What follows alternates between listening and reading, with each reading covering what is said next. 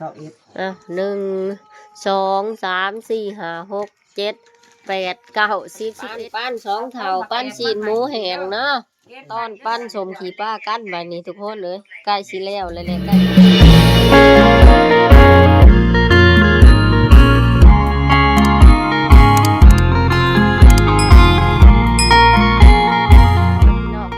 สิโคตรยินดีตอนรับเขาสู่ช่องพูละดาคือเก่าพี่น้องมื้อนี่สิลงจากป่าพี่น้องอยู่เที่ยงน้อยนี่มาพักอยู่นี่แล้วก็สิลงเมื่อบ้านได้มื้อนี่ทุกคนนี่ก็เป็นเวลา3 โมงแลงเลยเนาะ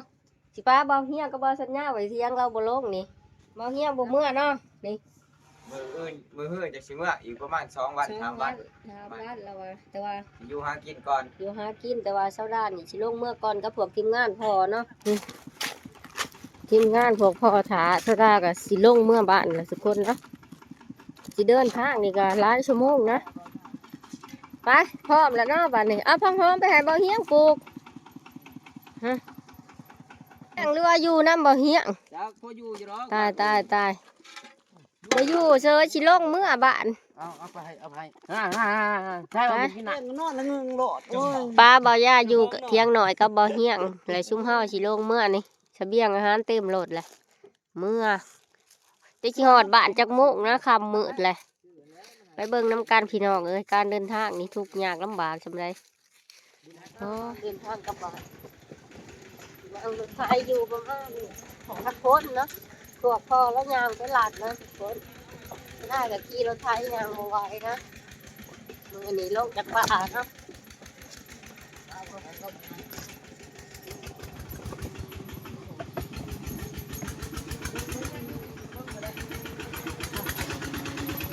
เพื่อจะหอดบ้านนี่หลายชั่วโมงเลยนี่ทุกคนยันมืดหมดแล้วคำเนาะ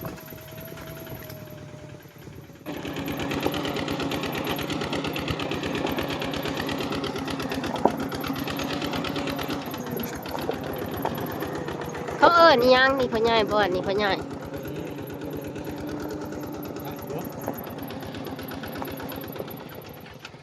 ท่านได้หอดเครื่องทักสับพี่น้องเลยไก่ร้อน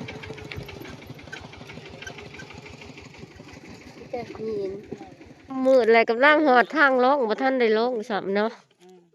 ขึ้นมาหามาจะขึ้นอะไรอยู่นี่นี่3แหละ4มื้อนี้แหละขึ้นบดเด็กน้อยถึงผู้ใหญ่เป็นแน่เนาะมาหอดทางลงผู้แล้วเขาใส่เบรกรถพอเอ้าเบรกรถไถผู้พี่โลกนะพี่น้องคำเลยเนาะจักสิหอดเฮือนจักมุ้งไปเบิ่งน้ำกันนี่แหละนี่เป็นคุ้มใส่ไปเอง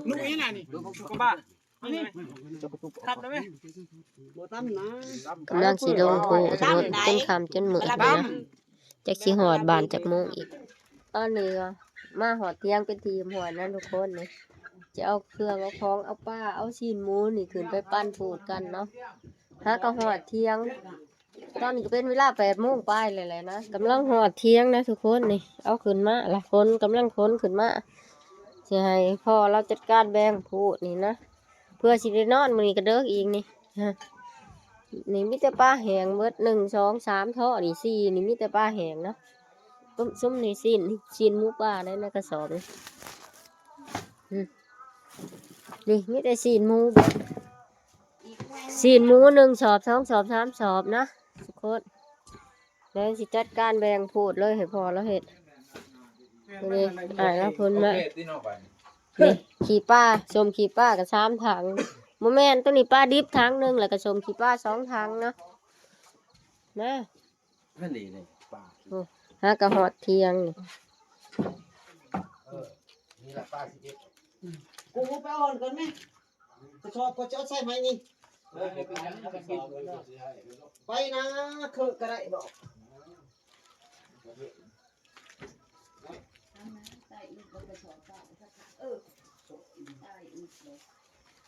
บ่ต้องใส่ลูกอยู่แล้วบ่กินเยอะเลยแล้วปานพูดกันสิเนาะ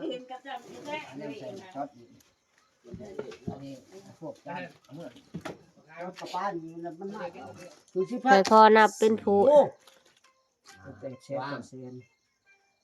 เฮ็ด11กองแล้ว11คนนะทุกคนนี่เฮ็ด11โพดพอนี่นะเอางุ้มลงอีกแน่หนามัน ตัวนี้บ่ ปั้นได้ได้ ที่ แล้ว นี่กำลังได้ซ้อมกันเองผม กับตัวน่ะ ปั้นสองเท่างุ้มเลยบาทนี้เอา เชียวเงาะ ผมดอกคอยของคอยจักปอนให้เพิ่นผู้ใส่อยู่แล้ว ปั้นป้าก็งุ้มเลยพี่น้องเอ้ยเอา นับดูหามันจึงจืด มันนับนะเขาชื่อไว้ก็ได้ เข้าใจเวลาว่าคัน1 2 3ไปเด้อ เออ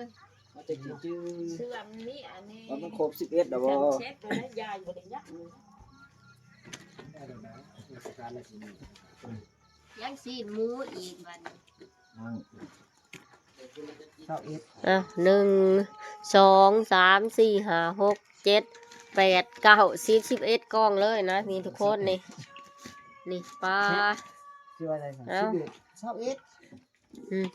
แดงป้าแล้วมาสิหลอดหมูต่อบัดนี้เอาเพื่อสิแล้วเอามีบ่ได้นอนดอกพี่น้องว่าสิว่าคือ ปั้นสองเท่าปั้นซีนหมูแห้งเนาะ เก็บไว้เด้อที่พวกมักแอบเด้อ ขอพระเจ้าก็หมอก็แม่นะขอพระเจ้าก็หมอ ตอนปั้นสมขี่ป้ากันบัดนี้ทุกคนเลยใกล้สิแล้วเลยแหละใกล้สิได้นอนพักผ่อนแล้ว หางจู้แล้ว อ่ะ ซ้อมกับท่อกับมอง ผมขี่ป้าปั้นสำหรับคลิปวิดีโอนี่กะปั้นของกินกันเรียบร้อยซะแล้วกับสิหาอาบน้ำพักผ่อนนะทุกคนเนาะพอกันใหม่กับวิดีโอหนาของซาร่าเด้อทุกคนบายหานอนบัดนี้